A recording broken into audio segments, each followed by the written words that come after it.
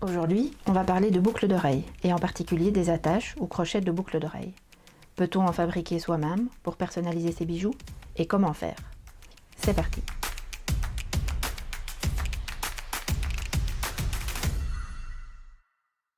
Bonjour et bienvenue aux ateliers du bijou contemporain. Je m'appelle Frédérique Commence et je suis créatrice de bijoux depuis 2009.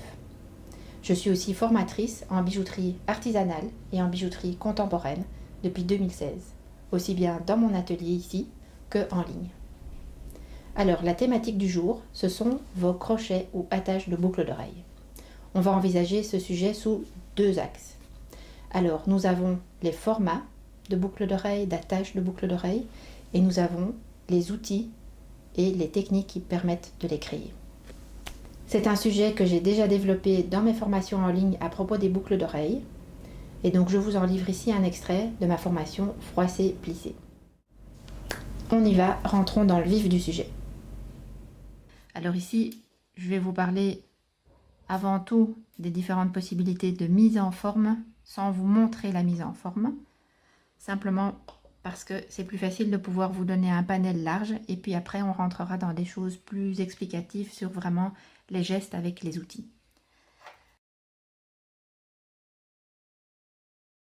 Donc tous les pendants d'oreilles, vous avez la possibilité, comme vous le voyez ici, il est tourné vers l'arrière et là il est tourné vers l'avant. Le principe est toujours de pouvoir venir ici percer, que ce soit un rond ou n'importe quelle autre forme. Le principe serait de percer la pièce que vous avez créée comme décor de la boucle d'oreille, ici dans le haut, suffisamment proche pour qu'il n'y ait pas trop de jeu ici, et suffisamment loin pour que là, il y ait suffisamment de matière pour que ça tienne dans le temps et qu'évidemment, ça ne casse pas dès qu'on porte le bijou, la paire de boucles d'oreilles 2 ou 3 fois. Donc, pour vous montrer ici, vous avez la possibilité de le faire. Alors, je regarde, oui. Hop.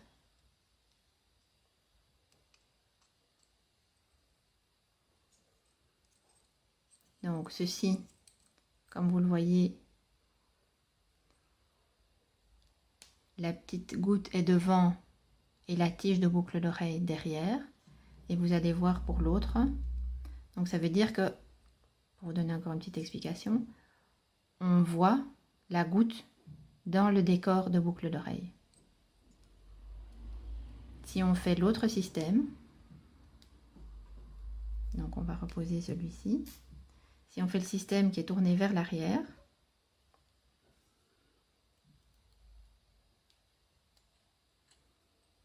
ça veut dire qu'à ce moment-là, la petite goutte est cachée derrière, en dessous du lobe d'oreille. Et si on le voit de devant, vous voyez, on voit juste la tige, mais on ne voit pas la goutte. Donc c'est plus discret, ou en tout cas c'est une autre manière de faire. Et la goutte est alors disposée à l'arrière de la boucle d'oreille, ici.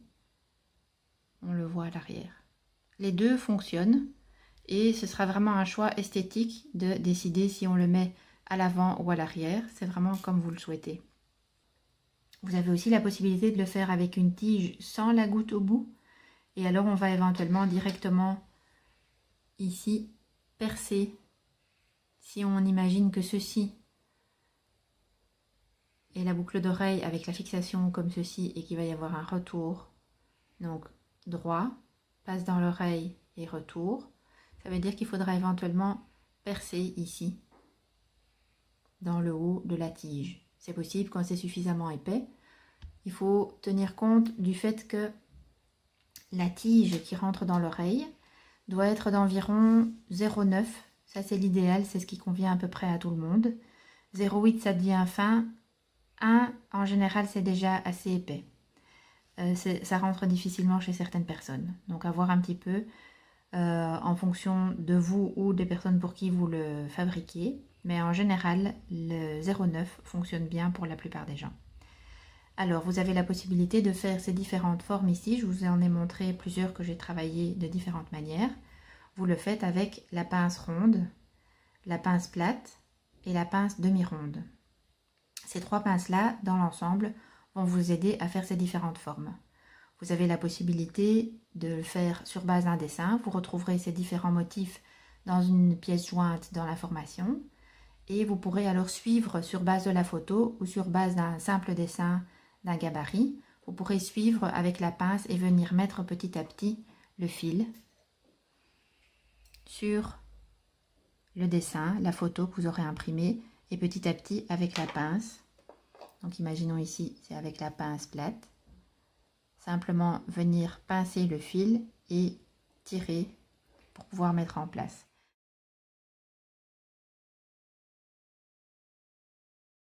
Alors pour les boucles d'oreilles percées, on utilise la goutte et on va venir par exemple choisir celui-ci.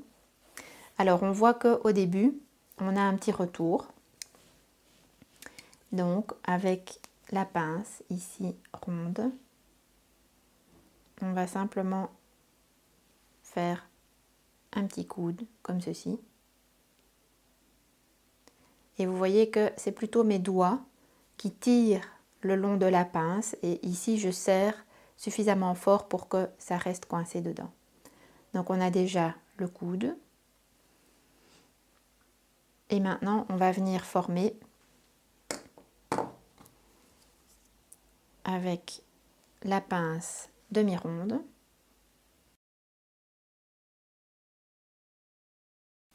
Toujours pareil, on vient pincer le fil et à l'aide des doigts, on va pousser d'un côté ou de l'autre.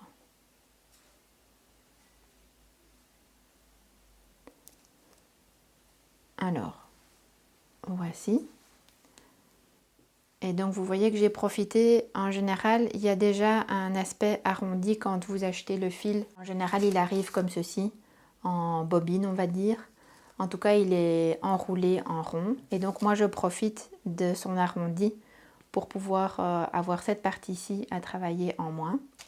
Et donc toujours quand vous avez vos fils, en fonction, moi je mets dans des petits sachets avec des annotations pour être sûr de retrouver toujours assez rapidement et facilement mon fil à la bonne mesure, au bon diamètre. Donc ici, celle-ci est déjà faite.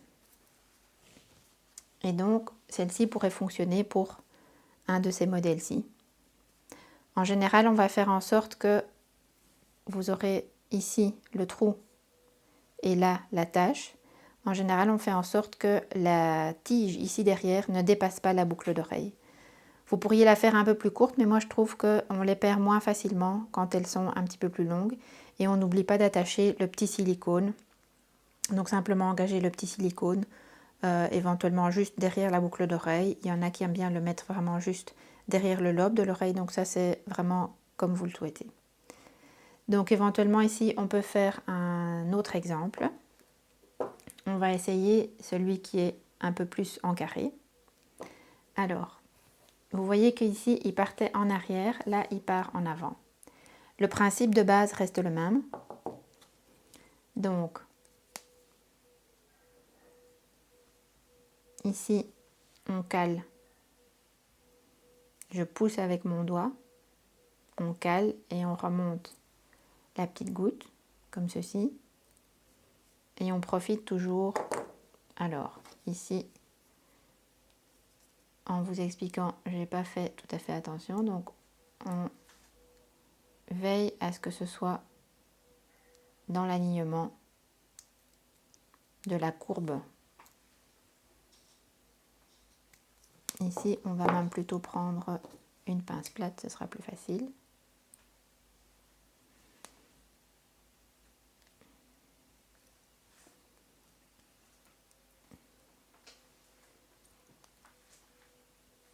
Voilà, il faut juste que ceci en haut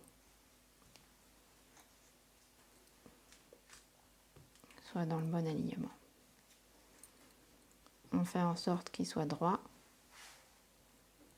On peut prendre ou le bout de la pince ou éventuellement profiter de toute la longueur de la pince pour pouvoir travailler en partie l'arrondi.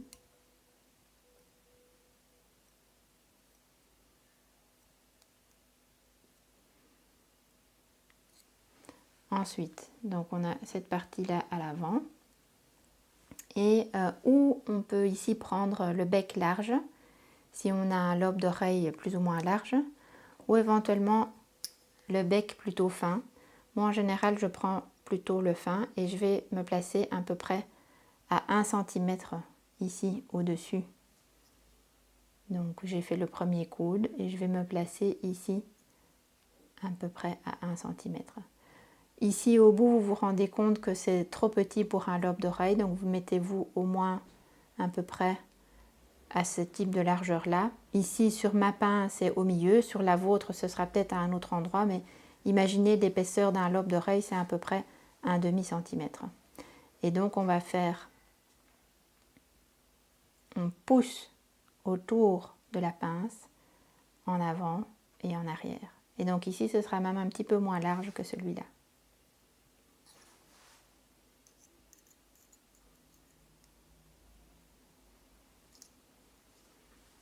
Voilà. Et donc ici on voit qu'il remonte un petit peu plus. Donc on va encore le retravailler.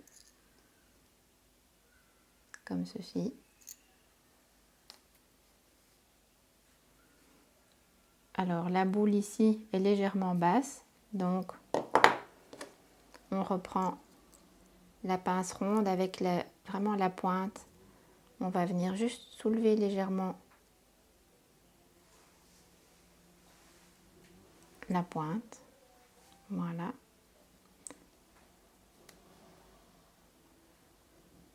Là on y est. Et alors éventuellement on va même, un petit détail qui peut être intéressant pour vos clients ou pour les personnes à qui vous voulez faire des cadeaux, c'est que le bas ici, parfois c'est difficile à placer quand c'est dans le même alignement que la boucle d'oreille. Donc la boucle d'oreille va venir se mettre comme ça, votre attache comme ceci. Donc parfois ce qui peut aider aussi, c'est simplement de faire un petit retour. Donc on prend 2 mm, on tire légèrement pour avoir comme ceci. Vous voyez, c'est imperceptible, mais ça permet d'avoir la direction dans l'autre sens et on va plus facilement le mettre dans le trou au niveau du lobe de l'oreille. Vous pouvez le faire de façon plus marquée, ça c'est comme vous le souhaitez. Ici, pour vous le montrer de manière plus nette, je vais le faire un peu plus fort. Voilà, comme ceci. Et donc toujours, j'ai profité de l'arrondi, comme ça, celui-là, je ne dois pas le retravailler. Si jamais vous devez le retravailler, utilisez plutôt la pince demi-ronde. Donc plate d'un côté, demi-ronde de l'autre côté. Et vous allez venir ici, tout le long, légèrement induire la courbe sur votre fil, sur votre tige, jusqu'à ce que vous ayez la courbe qui vous convient. Que ce soit celle avec une petite goutte à la fin ou celle sans goutte, le principe de mise en forme reste le même. Il faut juste prévoir que bien sûr on n'aura pas de retour comme ceci quand on fait une soudure. Alors à ce moment-là, pour celui-ci, on va faire l'exercice. Je vais compter à peu près un demi-centimètre qui sera soudé à l'arrière, plus encore un demi-centimètre pour l'endroit où ça va se courber, comme ceci. Donc vous voyez toujours le même principe, je tire avec mon doigt et ici c'est bien pincé et on reste perpendiculaire. Ensuite, je prends la pince un peu moins large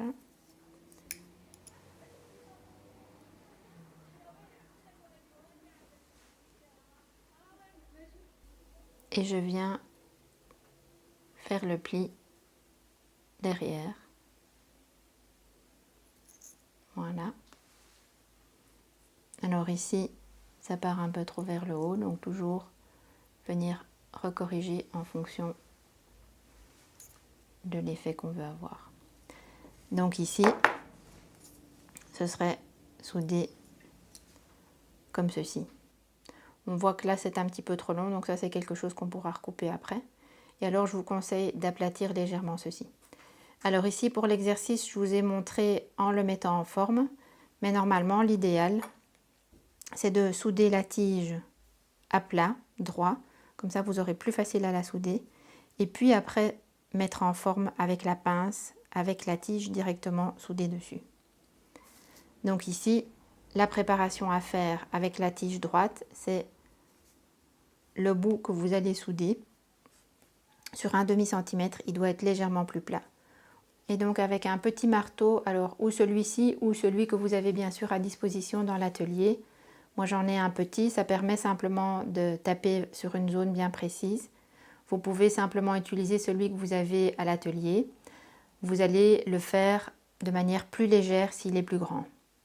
Ça peut être aussi un simple marteau de magasin de bricolage, du moment qu'on a une face ici plate pour pouvoir aplatir cette zone-là, pour qu'elle soit bien en contact avec l'arrière de la boucle d'oreille. Voilà, le sujet du jour est terminé. J'espère qu'il vous a plu. Maintenant, direction votre établi ou votre atelier pour tester tout ça et m'en dire des nouvelles. N'oubliez pas votre bonus à télécharger qui se trouve ici dans le descriptif de la vidéo. Il s'agit de notre mini-guide Savoir mesurer un bijou et de la fiche du sujet d'aujourd'hui. Si vous souhaitez recevoir d'autres tutos des ateliers du bijou contemporain, c'est le moment de vous abonner à la chaîne, de déposer éventuellement vos questions si vous en avez sous la vidéo, de mettre un pouce bleu et aussi de partager avec vos amis créateurs. À très bientôt pour de nouveaux tutos.